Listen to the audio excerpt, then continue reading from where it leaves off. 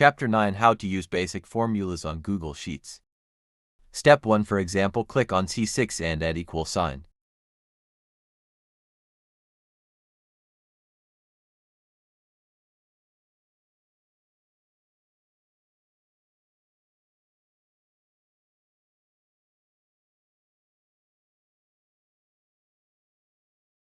Step 2. The drop-down menus are grayed out up of the top because we are in formula mode.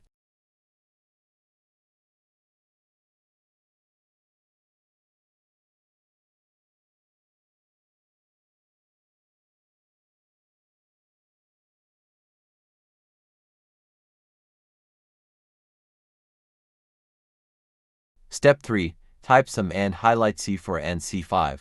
Click Enter to complete the formula.